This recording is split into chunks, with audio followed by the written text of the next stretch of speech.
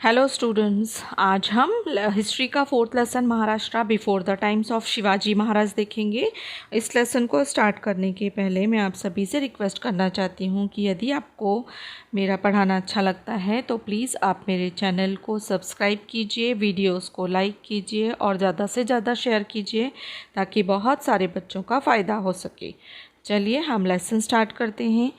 At the beginning of 17th century CE, most of the territory in Maharashtra was under the control of Nizam Shah of Ahmednagar and Adil Shah of Bijapur. 17th century की शुरुआत में ही महाराष्ट्र की बहुत सारी territory Ahmednagar के निजाम शाह और बीजापुर के आदिल शाह इनके अंडर में थी। The Mughals had entered Khandesh और मुगल्स खानदेश तक आ चुके थे। Their objective was to expand their power in south और उनका मेन ऑब्जेक्टिव था कि अपना जो पावर है वह साउथ में स्टैब्लिश करना। There were settlements of Siddi people who had come from Africa. Africa से आए हुए सिद्दी पीपल जो थे वह कोंकण कोस्ट लाइन में रहने आ चुके थे। The competition and conflict among the Portuguese, the British, the French and the Dutch who had come from Europe was getting intense during this period। और इस पीरियड में बाहर के बहुत सारे पावर हमारी कंट्री में आ चुके थे, जैसे पोर्तुगीज़ है, ब्रिटिश है, फ्रेंच है, डच है, ये सब यूरोप से आए थे और इन्होंने अपने अपने ट्रेड को बढ़ाने के लिए बहुत सारा कंपटीशन शुरू कर दिया था। There was stiff competition amongst them to capture the market for trade. और सभी लोग इंडियन मार्केट को, इंडियन ट्रेड को में हिस्सा लेना चाहते थे और बहुत ज़्यादा मार्केट कैप्चर करना चाहते थे। और the Portuguese had already establish their rule in Goa and Vasai on the western coast line. Portuguese already Goa और वसई में अपना राज्य स्थापित कर चुके थे, वो स्टैब्लिश हो चुके थे। The British, the Dutch and the French had found an entry through the medium of trading companies by setting up factories. अब ब्रिटिश, डच और फ्रेंच जो लोग थे वह हमारी कंट्री में ट्रेड लेकर आए, व्यापार लेकर आए और उसके थ्रू वह हमारी कंट्री में घुस गए। All these powers assessed the strength of other powers, kept themselves safe and try to dominate as much as possible. सभी जो पावर्स थे वह चाहते थे इंडिया में अपना ट्रेड बढ़ाएं और ज़्यादा से ज़्यादा हमारी इंडियन लोगों को डोमिनेट करें, लेकिन साथ ही साथ सभी जो पावर्स थे वो बने भी रहना चाहते थे इंडिया में। This conflict had created instability and insecurity in Maharashtra. और इस कॉन्फ्लिक्ट की वजह से महाराष्ट्र में इंस्टेबिलिटी आई, इनसिक्योरिटी आई, असुरक्षितता आई और असुरक्षितता के साथ साथ इंस्टेबल भी हुए। These different people from Europe were called Topkar on the basis of their customary head gear. ये सभी जो पीपल थे अलग अलग तरह के हेड पहनते थे और इसी की वजह से उन्हें टोपकार कहते थे। It is necessary to get acquainted with the village mauza. अभी यह सब लेसन समझने के लिए पहले हमें विलेज या मौजा क्या होता है उन्हें समझना पड़ेगा, कस्बा और परगना जो है उन्हें भी समझना पड़ेगा। So kasba and pargana to understand the nature of settlements in that period as also of the officers that formed a link between the rulers and their subjects and also the markets and the craftsman. तो हमें मौजा, कस्बा, परगना ये क्या होता था, यहाँ पर कौन लोग ऑफिसर्स काम करते थे और उनका सब्जेक्ट से यानी लोगों से क्या संबंध था, यह हम सब समझेंगे। Pargana, Pargana was made up of many villages. जो परगना रहते थे वो बहुत सारे विलेज को मिलकर बना होता था। Generally the head quarters of Pargana was called कस्बा और हेड क्वार्टर जो परगना का होता था उसे कस्बा कहते। और अ विलेज स्मॉलर देन अ कस्बा वॉज कॉल्ड मौजा और कस्बा से छोटा मौजा होता है। मौजा मतलब village. Let us get acquainted in brief with village, kasba and pargana respectively. अब हम इसे अच्छी तरह से समझेंगे। पहले हम विलेज देखेंगे, मौजा। Most of the people lived in villages. A village was also called मौजा। जो लोग विलेजेस में रहते हैं उन्हें उस विलेज को हम मौजा कहते हैं। The chief of the village was Patil और जो चीफ रहता था विलेज का उसे पाटिल कहते थे। He used to try to bring maximum land under cultivation और वह बहुत सारा जो लैंड है उसको कल्टिवेशन के अंडर में लाते थे। When there was any dispute in the village, the patil resolved it and made peace। और जब भी कोई डिस्प्यूट होता था विलेज में, पाटिल उसको रिजॉल्व करते थे और गांव में पीस यानी शांतता बनाए रखते थे। A Kulkarni helped the Patil in his work. Kulkarni जो रहते थे वो पाटिल को काम में हेल्प करते थे। Kulkarni kept the record of the revenue that was collected, और जो भी रेवेन्यू कलेक्ट होती थी उसका हिसाब कुलकर्णी रखते थे। There were various artisans in the village, और गांव में बहुत सारे कारीगर थे। They had hereditary rights regarding their occupation, और उन्हें बहुत सारे राइट्स थे, अधिकार थे। The peasants gave a share of their agricultural produce to the artisans for the services they rendered to a village community। और जो peasants मतलब जो किसान होते थे वो अपने खेती का कुछ जो भाग रहता था, फसल का कुछ भाग रहता था, वह इन कारीगरों को, आर्टिजन्स को देते थे। मतलब आर्टिजन्स जो रहते थे वो अपने अपनी सेवाएं, अपनी अपनी सर्विसेज फार्मर को देते थे और फार्मर उसके बदले में उन्हें अनाज देता था। This share was known as baluta, और इसे ही बलूता सिस्टम कहा जाता था। नाउ वी विल सी कस्बा। कस्बा was like a big village. कस्बा बड़े विलेज की तरह होता था। It was usually the head quarter of the Pargana. कस्बा को परगना का हेड क्वार्टर कहा जाता था। फॉर एग्जाम्पल इंदापुर कस्बा ऑफ इंदापुर परगना। जैसे इंदापुर परगना तो है, लेकिन इंदापुर जो है वह कस्बा भी है, मतलब वह मेन जगह है। वाई कस्बा और Wai pargana were the head quarter of those parganas. अब वाई परगना का हेड क्वार्टर क्या है? Wai kasba. Agriculture was the main occupation. खेती जो था वो मेन ऑक्यूपेशन था। There were skilled artisans like carpenters, blacksmiths et cetera in the kasba. और बहुत सारे वहाँ पे स्किल्ड आर्टिजन्स थे, जैसे कारपेंटर है, ब्लैक स्मिथ है, ये सब कस्बे में रहते थे। There was usually a market, जिसे हम पेठ भी कहते हैं, एडजेसेंट टू अ कस्बा। और कस्बा में मार्केट यानी पेठ भरता था। The Shete and Mahajan were the vatandars of the peth. और शेटे और महाजन जो रहते थे वह पेठ के यानी मार्केट के वतनदार कहे जाते थे। Every village did not necessarily have a Peth. हर गांव में पेठ नहीं होता था, मार्केट नहीं होता था। The setting of the peth was the job of Shetes and Mahajan. कहाँ पर मार्केट होगा, कहाँ पर पेठ लगेगा, यह किसका काम था? शेटेज और महाजन्स का। फॉर दैट दे रिसीव्ड उन्हें उसके बदले में क्या मिलता था कि जब भी लैंड फ्रॉम द गवर्नमेंट, उन्हें लैंड मिलती थी इसके बदले में। And some rights from the villagers, और विलेजर्स की तरफ से, गांव वालों की तरफ से कुछ राइट्स मिलते थे, अधिकार मिलते थे। The Mahajan maintain the accounts of the Peth. महाजन जो रहते थे वो पेठ का मतलब मार्केट का अकाउंट्स रखते थे। डू यू नो, देखिए, as per the order of Veer Mata Jijabai a Peth was established in पाषाण नियर पुणे। अभी वीर माता जीजाबाई के समय में जो पेठ होता था वो कहाँ होता था? पाषाण, पुणे की जगह, एक जगह पुणे में एक जगह है वहाँ पर होता था। इट वॉज कॉल्ड जीजापुर, इसे जीजापुर कहा जाता था। Malpura, खेलपुरा, परसपुरा, Vithapura in Aurangabad are also new peths established in the name of Maloji, Kheloji, Parsoji and Vithoji respectively। अब ये जो जितनी जगह हैं ना, मालपुरा, खेलपुरा, परसपुरा, इन जगहों पर जो भी पेठ लगते थे वो किसके नाम पे लगते थे? मालोजी, खेलोजी, परसोजी, विठोजी, इनके नाम पे। Shivapur adjacent to Khed was a peth established in the name of Shivaji Maharaj. इसी तरह से शिवापुर जो था वह भी एक पेठ था, और किसके नाम पर था? वो शिवाजी महाराज के नाम पर लगता था।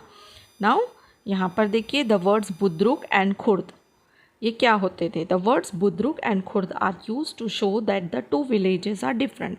बुद्रुक और खुर्द हमें बताते हैं कि दो गांव अलग अलग हैं। The original town is Budruk and the new one is Khurd. जो ओरिजिनल टाउन रहता था, ओरिजिनल जो शहर है या नगर है या गांव रहता था उसे बुद्रुक कहते थे, और न्यू वन इज़ खुर्द, और जो नया बना होता था उसे खुर्द कहा जाता था। For example Wadgaon Budruk and Wadgaon Khurd. Wadgaon जो बुद्रुक यानी मेन, और वडगांव खुर्द यानी जो नया बना हुआ है। Now pargana, many villages together made a pargana. बहुत सारे विलेजेस मिलके परगना बनता था। But the number of villages was not the same in all parganas. लेकिन हर परगना में सेम नंबर के विलेजेस नहीं रहते थे। For example the Pune pargana was a big pargana. जैसे पुणे परगना है वह बड़ा परगना है। It consisted of 290 villages. और पुणे परगना में 290 विलेजेस आते थे। There were 64 villages in the Chakan pargana. Chakan परगना परगना में 64 विलेजेस आते थे। The Shirwal pargana was small, Shirwal परगना जो था वो बहुत छोटा था। इट हैड ओनली 40 विलेजेस, इसमें सिर्फ 40 विलेजेस आते थे। The Deshmukh and Deshpande were the watandar officers of the pargana, और देशमुख देशपांडे जो रहते थे उन्हें वतनदार कहा जाता था, ये ऑफिसर्स होते थे परगनास के। The Deshmukh was the chief of Patil in the Pargana, Deshmukh जो है वो चीफ माना जाता था किसका, जो परगना के पाटिल्स होते थे उनका चीफ कौन होता था, देशमुख होता था। Deshmukh did at the Pargana level, और देशमुख परगना के लेवल पर काम करता था। What the Patil did at the village level, और पाटिल विलेज के लेवल पे क्या काम करते थे वह सब देखने का काम देशमुख करते थे। The Deshpande was the chief of all Kulkarnis in the pargana, इसी तरह जो कुलकर्नीज जो अकाउंट्स रखते थे, जो पूरा देखरेख करते थे परगनास की, उनका चीफ कौन था, देशपांडे रहते थे। The Deshpande did at the Pargana level, Deshpande Pargana level पे काम करते थे और देखते थे कि कुलकर्नीज ने विलेज लेवल पे क्या क्या काम किया है। These watandar officers were the link between the people and the government, ये जो वतनदार ऑफिसर रहते थे वह लोगों के बीच में और गवर्नमेंट के बीच में लिंक का काम करते थे। In case of enemy invasion और drought, these watandars represented the grievances of the people to the government, और अगर कुछ सूखा पड़ता था या बहुत कुछ प्रॉब्लम्स आती थी तो ये वतनदार जो रहते थे गवर्नमेंट को लोगों की कंडीशन के बारे में बताते थे। Sometimes these officers misused there powers, और कभी कभी तो ये ऑफिसर्स अपने पावर्स का मिसयूज़ करते थे। They collected more money from the people than was due और did not remit the money so collected to the government in the time, वो लोग क्या करते थे, पैसा जमा कर लेते थे लोगों से और गवर्नमेंट को प्रॉपर टाइम पर नहीं पहुंचाते थे। On such occasions the people suffered harassment, और इसकी वजह से लोगों को बहुत प्रॉब्लम्स होते थे, लोग बहुत सफ़र करते थे। अभी यहाँ हम देखेंगे वतन। Watan is an Arabic word, वतन अरेबिक वर्ड है। In Maharashtra it is use to refer hereditary land for which the holder does not have to pay revenue, यह ऐसी वतन मतलब ऐसी लैंड होती है जिसके लिए इसका जो होल्डर होता है, जो ओनर होता है, मतलब इसको जो होल्ड करने वाला होता है, लैंड को होल्ड करने वाला, उससे रेवेन्यू नहीं पे करना पड़ता। The calamity of a famine, अभी किस तरह से सूखा पड़ा वो हम देखेंगे। Agriculture was dependent on rain water, हमें पता है कि जो खेती है वह जो बारिश का पानी है उस पर डिपेंड रहती है। If it did not rain crops would fail, और अगर अच्छी तरह से बारिश नहीं होगी तो फसलें ख़राब हो जाएंगी। प्राइसेस ऑफ फूड ग्रेन्स रोज, और जिसकी वजह से अनाज का जो भाव है वो बहुत बढ़ जाएगा, फूड ग्रेन्स के प्राइसेस बढ़ जाएंगे। It became difficult for the people to get food grains and other things, और अगर बारिश नहीं होती है तो उस समय फूड ग्रेन्स लेना भी लोगों के लिए बहुत मुश्किल हो जाता है क्योंकि वो उसकी कीमत नहीं दे पाते। There were no fodder for the cattle, और एनिमल्स जो हैं जैसे गाय बैल बकरी जो है उनको भी चारा नहीं मिल पाता अगर अच्छे तरह से पानी नहीं गिरा तो। वाटर बिकेम स्केर्स, और ऐसे समय में सूखा पड़ गया था जब पानी भी बहुत कम हो गया था। It became difficult for people to live in a village, और ऐसा ही सूखा जब महाराष्ट्र में पड़ा तो गांव के लोगों को रहना भी बहुत डिफ़िकल्ट हो गया। They were force to leave the village, और धीरे धीरे करके ये लोग गाँव छोड़कर जाने लगे। A famine was a great calamity for the people, और इस तरह से ये जो फेमिन थी वो बहुत बड़ी कैलेमिटी बनकर आई। A great famine occurred in Maharashtra in 1630 CE। इस तरह से 1630 कॉमन ईरा में महाराष्ट्र में बहुत बड़ा सूखा पड़ा, अकाल पड़ा। People were greatly distressed due to this famine, और लोगों ने इस सूखे को बहुत सहन किया। It has been described in these words, people were ready to sell themselves for a piece of bhakri but there was nobody to buy them. ऐसा कहा जाता है कि उस अकाल में लोग अपने आप को बेचने के लिए भी तैयार हो गए सिर्फ एक टुकड़ा रोटी के लिए या भाकरी के लिए, but there was nobody to buy them, लेकिन उन लोगों को खरीदने वाला भी कोई नहीं था। But there was nobody to buy them and there was a severe scarcity of food grains, और इसकी वजह से वहाँ पर अनाज की बहुत कमी पड़ गई। एंटायर फैमिलीज़ वर डिस्ट्रॉयड, बहुत सारी फैमिलीज़ डिस्ट्रॉय हो गई। Cattle and farm animals died, और इसी तरह से बहुत सारे जो एनिमल्स थे वह भी मरने लगे थे। एग्रीकल्चर वॉज डिवास्टेटेड, और खेती तो पूरी तरह से नष्ट हो चुकी थी। The famine put an end to industries, इसी तरह से जो फेमिन की वजह से इंडस्ट्रीज़ थी वह भी सब बंद हो चुकी थी। All financial transactions came to stand still, सारे फाइनेंशियल ट्रांजैक्शंस जो थे वो भी ठप हो गए थे। People had to wander to far away regions in the search of livelihood, लोग अब दूसरी राज्यों की तरफ जाने लगे थे अपना जीवन को बचाने के लिए। It was a great challenge to bring back to normalcy the devastated life of the people, और उस जीवन को वापस नॉर्मल कंडीशन में लाने के लिए बहुत मुश्किलें आ रही थी। The work of Warkari moment, अब वारकरी मोमेंट क्या था और उनका क्या काम था वो हम देखेंगे। Society was greatly influenced by blind beliefs and rituals, जो समाज था उस समय बहुत ट्रेडिशनली इन्फ्लुएंस्ड था और ब्लाइंड बिलीव्स अंधविश्वास बहुत था। People had become fatalistic and inert. They had lost all initiative. लोगों ने अपना पूरा संयम खो चुके थे, लोगों में कोई संयम नहीं था। The condition of the common people was miserable. लोगों की कंडीशन बहुत दयनीय हो गई थी। In such circumstances, the Sant of Maharashtra endeavored to inspire the masses. ऐसे समय में महाराष्ट्र के कुछ संत आगे आए ताकि लोगों को फिर से जीवन की तरफ अच्छी तरह से मोड़ सकें। In Maharashtra the tradition of saints began with Sant Dnyaneshwar and Sant Namdev was carried on by sant coming from various strata of the society. ऐसे समय में संत ज्ञानेश्वर, संत नामदेव और कुछ और संत आगे आए। People from all strata of society were part of Sant tradition. बहुत सारे लोग संत ट्रेडिशन को मानते थे, इसलिए वो बहुत सारे लोग उनके पार्ट बने, मतलब भाग उनके उस समाज के पार्ट बने। फॉर एग्ज़ाम्पल संत चोखा मेला, संत गोरोबा, संत सेना, संत सावता, संत नरहरी, संत Sheikh Mohammad etcetera, Sant चोखोबाज wife Sant Soyarabai and sister Sant Nirmalabai, Sant Muktabai, Sant Janabai, Sant Kanhopatra, Sant Bahinabai, Siurkar and other women were also among them. इस तरह से इतने सारे संत एक साथ जुटे और महाराष्ट्र को फिर से अपनी कंडीशन में लाने के लिए उन्होंने काम करना शुरू किया। Pandharpur was at the centre of Sant movement. Sant movement के लिए, संत के आंदोलन के लिए पंढरपुर एक सेंटर जगह थी। Vitthal was the object of their worship, और सारे संत का विश्वास विट्ठल भगवान पर बहुत था। On the banks of the river Chandrabhaga at Pandharpur the saints and pilgrims use to rejoice and their devotion. सभी वारकरी, मतलब जो पिलग्रिम्स थे, जो यात्रा करने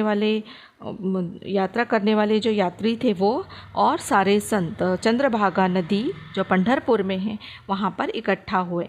there equality was propagated through bhajans, kirtans and unity meals, और वहाँ पर मिलकर सभी लोगों ने भजन, कीर्तन और भंडारे किए। अभी संत नामदेव देखिए, ही was a great Sant of Warkari moment. संत जो नामदेव थे वह बहुत ग्रेट संत थे वारकरी मोमेंट के। He was a skilled organiser and he performed excellent kirtans as well. वो बहुत अच्छे कीर्तन्स करते थे। He awakened the sense of equality in men and women belonging to all caste through the medium of kirtans. उन्होंने अपने कीर्तन के थ्रू लोगों को समझाया कि मैन वुमेन सब एक होते हैं, सारे कास्ट एंड क्रीड्स एक होते हैं, वहाँ पर कोई भेद नहीं होता। His pledge was नाचो कीर्तनाचे रंगी, ज्ञान दीप लाऊ जगी। उनकी जो प्रतिज्ञा थी कीर्तन्स के माध्यम से यही थी कि हम सभी कीर्तन में रंग जाएं, भगवान को के भक्ति में रंग जाएं और ज्ञान का दीपक लगाएं। His abhanga compositions are well known. उनके अभंग और उनकी जो रचनाएं हैं बहुत प्रसिद्ध हैं। Many saints as well as common people were influenced by his teachings. Common people और जो संत लोग थे वो उनकी टीचिंग से बहुत ज़्यादा इन्फ्लुएंस थे, प्रभावित थे।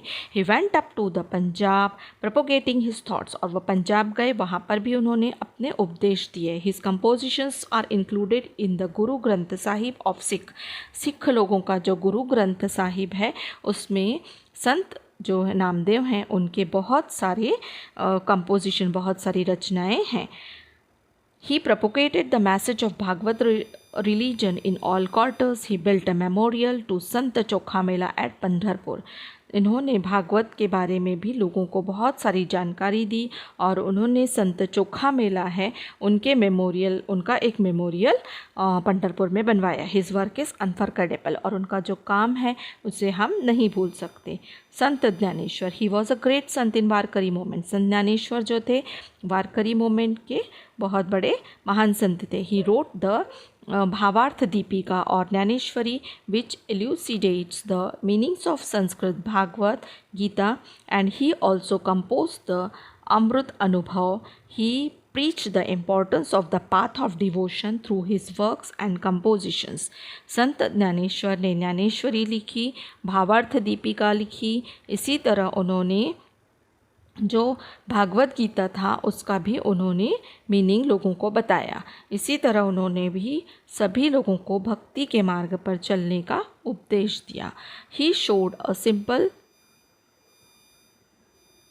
Way of worship and conduct which the common people could follow easily. उन्होंने भगवान की भक्ति करने के लिए बहुत ही सरल मार्ग बताया जिससे कि सभी जो कॉमन लोग हैं वह आराम से भगवान की भक्ति कर सकें। He gave the prestige of a religion to the Warkari movement. उन्होंने वारकरी मूवमेंट को आगे बढ़ाया। And though his life was spent in extremely adverse circumstances, he never lost the calm of his mind and never harboured bitterness.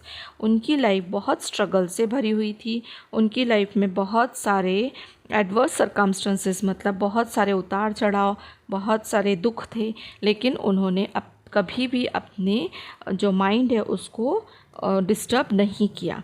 His Pasaydan in Dnyaneshwari uplifts the mind. उनकी जो ज्ञानेश्वरी है वह हमारे mind को अपलिफ्ट करती है। उनके जो पसायदान है वो बहुत हमें प्रेरणा देते हैं। The poetic composition of his brother Sant Nivruttinath and Sant Sopandev and sister Muktabai are well known. इसी तरह उनके जो भाई निवृत्तिनाथ और संत सोपानदेव और उनकी जो बहन सिस्टर मुक्ताबाई, उनकी भी कंपोजिशन, उनकी भी रचनाएं बहुत प्रसिद्ध हैं। Now Sant Eknath, he was a great Sant of the भक्ति मोमेंट। भक्ति मोमेंट के एक और संत महाराष्ट्र में बहुत प्रसिद्ध हैं, वो हैं Sant Eknath. His compositions are many and diverse. उनकी बहुत सारी रचनाएं, बहुत सारी उन्होंने रचनाएं लिखी हैं और वो बहुत अलग अलग हैं। They include abhanga, gavlana, bharud etc. and he has stated Bhagwat dharma in detail and in a simple manner. उन्होंने भागवत धर्म के बारे में बहुत ही सिंपल वे में सभी को समझाया है। He has portrayed people's life in भावार्थ Ramayan through the story of Ram. भावार्थ रामायण नाम की उन्होंने जो रचना की है उसमें उन्होंने राम की जो लाइफ है उसे बहुत सिंपल वे में बताया है। He explained in Marathi the bhakti part of Sanskrit work Bhagavat. उन्होंने मराठी में भागवत की रचना की है और लोगों को समझाया है। His abhanga show the warmth of devotion. He demonstrated through his own conduct that there is no need to renounce worldly matters for attaining the highest truth. परमार्थ उन्होंने बताया है कि उन्होंने डेमोन्स्ट्रेट किया है कि हमारे अपने ही अच्छे काम से हम परमार्थ को प्राप्त कर सकते हैं। सच बोलकर भी हम भगवान को प्राप्त कर सकते हैं। ही was a teacher of the people in true sense of the term. और बहुत अच्छे वह टीचर थे। किस बारे में कि लोगों को उन्होंने भक्ति के मार्ग पर चलने के लिए अच्छी तरह सिखाया। He believe that our Marathi language was inferior to no other language. He asked the Sanskrit scholars forcefully. उन्होंने मराठी भाषा को बहुत प्रधानता दी और जिन लोगों ने सिर्फ संस्कृत के बारे में ही लोगों को समझाया, ऐसे लोगों को उन्होंने क्रिटिसाइज़ किया और कहा कि सभी भाषाएं जो आम लोगों को समझ में आए हमें उसका साथ देना चाहिए। नेक्स्ट है Sant Tukaram. He belong to Dehu near Pune. Sant Tukaram Pune के पास जो देहू है वहाँ के थे। हिज कंपोजिशन और abhangas are very pleasing and lucid reaching the greatest poetic heights. उन्होंने अपने जो कंपोजिशन और अभंगास लिखे हैं वह उन्होंने कविता के रूप में लिखे हैं। इस गाथा is a precious treasure of Marathi language. इसी तरह जो गाथा नाम का उन्होंने कंपोजिशन किया है वो मराठी लैंग्वेज में है। He ask us to find God by showing love to the unhappy and the and tormented in the following lines. उन्होंने कहा कि हमें भगवान को देखना चाहिए, लेकिन किन लोगों में? जो अनहैप्पी हैं और जो बहुत दुखी हैं। जे का रंजले गांजले त्यांची म्हणे जो आपुले, तोची साधू ओळखावा, देव तेथेची जाणावा। इस मराठी लाइन्स के माध्यम से उन्होंने समझाया है कि दुखी दरिद्र लोगों के लिए जब हम अपने मन में दया की भावना रखते हैं, उनके लिए काम करते हैं, तो ऐसा इंसान ही सच्ची में भक्ति करने वाला इंसान कहा जाता है और उसे ही भगवान मिलते हैं। मतलब इन लोगों के रूप में भगवान ऐसे ही लोगों को मिलते हैं। With this view point he threw in the river Indrayani the documents of the loans that people had borrowed from him and freed many poor families from the bonds of loan। जो इन्होंने क्या किया कि इन सब लाइनों के माध्यम से उन्होंने लोगों को समझाया और जो गरीब लोग थे उनकी सहायता करने के लिए और उन लोगों को ऋण से मुक्त होने के लिए, कर्ज से मुक्त होने के लिए उन्होंने उन लोगों के जो भी पेपर्स थे लैंड के, वह सभी इंद्रायणी नदी में फेंक दिए और उन लोगों को कर्ज से मुक्त किया। मतलब जो ये संत थे, इनके जो फैमिली जो पहले थी वह यही काम करती थी कि लोगों के डॉक्यूमेंट्स, लैंड डॉक्यूमेंट्स अपने पास रख लेती थी और उन्हें पैसे देती थी, लेकिन इन्हें संत को अच्छा नहीं लगा और उन्होंने क्या किया, संत तुकाराम ने, कि एक बार सारे जो डॉक्यूमेंट्स थे वह सब इंद्रायणी नदी में फेंक दिए और इन लोगों को लोन से मुक्त कर दिया। He criticized hypocrisy and superstition in the society in very strong terms. He stressed that devotion, bhakti should be coupled with morality।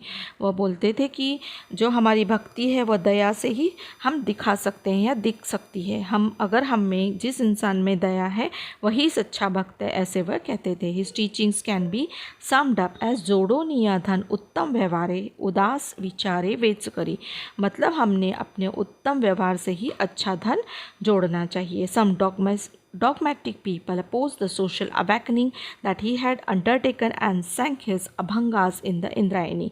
ऐसे भी बहुत सारे खराब लोग थे इस समाज में जिन्होंने उनका विरोध किया और उनकी जितने भी कंपोजिशन थे, जितने भी रचनाएं थी, वह सब अभंग जो जितने थे वह सब इंद्रायणी नदी में फेंक दिए। Sant Tukaram face the position with noble courage. लेकिन संत तुकाराम ने इसे भी बड़े साहस से फेस किया।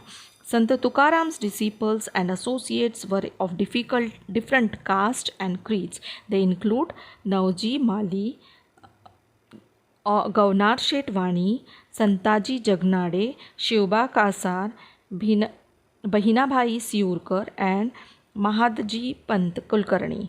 ये सब ऐसे नाम हैं जो अलग अलग कास्ट और क्रीड के थे, लेकिन सभी संत तुकाराम के एसोसिएट्स थे। An important task completed by Gangaram Pant Maval and Santaji Jagnade was writing down the abhangas of Sant Tukaram। संत तुकाराम जब भी अभंग गाते थे तो उस समय ये गंगाराम पंत मावल और संताजी जगनाड़े थे, उन्होंने उनके सारे अभंग लिख कर रखे हैं। Work of saints. अभी संतों ने क्या क्या काम किया? Saints gave the message of equality to people. They taught humanity. संत जो थे उन्होंने सभी लोगों को समानता का उपदेश दिया। दे टॉट ह्यूमैनिटी, मानवता सिखाई। और they preach that people should live together in harmony, unity and love. उन्होंने लोगों को यह संदेश दिया कि सभी लोगों ने एकजुट होकर रहना चाहिए और प्रेम से रहना चाहिए। Their work resulted in social awakening. और उनके काम से समाज में बहुत अवेयरनेस आई। They taught how to live in face of foreign invasions, drought like situations और एनी अदर नेचुरल कैलामिटीज़। उन्होंने लोगों को सिखाया कि अगर बाहर के मुल्कों से हम पर शासन होता है तब हमें कैसे रहना चाहिए, और अगर कोई नैसर्गिक आपत्ति आती है तो उस समय हमें कैसे रहना चाहिए, सब उन्होंने सिखाया। Their teachings prove to be a big support for people. और उनकी टीचिंग्स की वजह से लोगों में बहुत ज़्यादा लोगों को सपोर्ट मिला। Their work created self confidence among the people. उनकी काम की वजह से लोगों में सेल्फ कॉन्फिडेंस आया और महाराष्ट्र के लोगों में जागृति आई। There was a deterioration of ethics and religion in the society.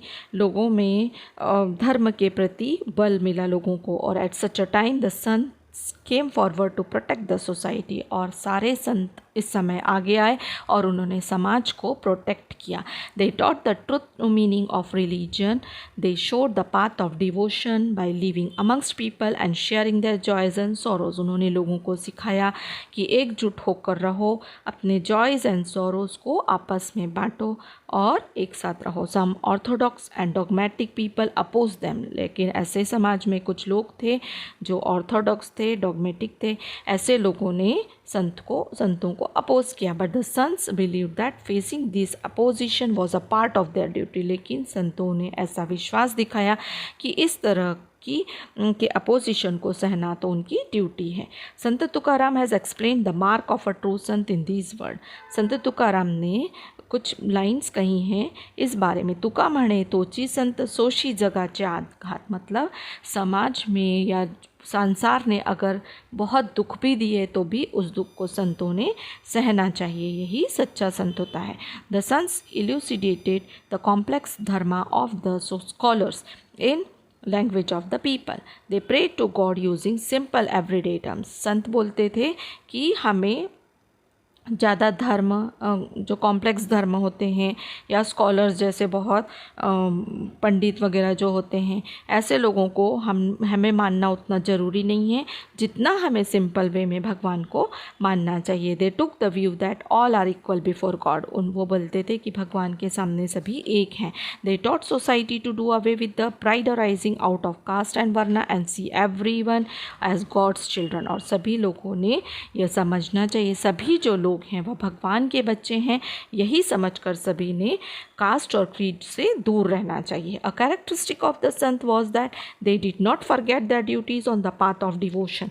जब भी हम भक्ति के मार्ग पर चलते हों तो हमें अपनी ड्यूटीज़ नहीं भूलना चाहिए। They found God in their work. संत सावता सेठ कांदा मुड़ा भाजी औगी विठाई माझी। वह बोलते थे कि अपने काम करते हुए भी हमें भगवान को याद करना चाहिए। This statement refers to farm work but applies to work in all walks of life. The Sant carried on with their duties even as they were engaged in devotion, teaching and composing verses. संत हमेशा अपने काम करते रहते थे, काम करते हुए भी वह हमेशा भक्ति में डूबे रहते थे, लोगों को समझाते रहते थे और रचनाएं लिखते थे। They developed the moral sensibility of society, और उन्होंने यही सब अच्छी सीख हमारे समाज में भी दी। Now Ramdas Swami, he was from Jam in Marathwada. Ramdas Swami Marathwada के जाम इस जगह के थे। He explained the importance of physical fitness to the people. उन्होंने लोगों को फिज़िकल फिटनेस के बारे में बताया, उसका महत्व समझाया। मराठा तितका मेड़वावा, महाराष्ट्र धर्म वाड़वावा, मतलब हमें अपने आप को बढ़ाते हुए हमारे धर्म को भी आगे बढ़ाना है। This message of Ramdas Swami is famous and he gave practical education and lessons in good conduct through his works like Das Bodh, Karunashtaka, Manache Shlok. He stated the importance of people's movement and organization and founded the Samarth Sampradaya. और उस तरह से उन्होंने अपने कुछ ग्रंथों के माध्यम से लोगों को सीख दी और उन्होंने जो उनके वजह से जो भी संप्रदाय आगे बढ़ा वो समर्थ संप्रदाय कहलाता है। Chaphal was the centre of this sampradaya, और छाफल नाम की जो जगह संप्रदाय का मेन सेंटर थी। He propagated the worship of Ram and Hanuman. उन्होंने भगवान राम और हनुमान की पूजा के लिए या फिर उन पर विश्वास रखने के लिए लोगों को बढ़ावा दिया।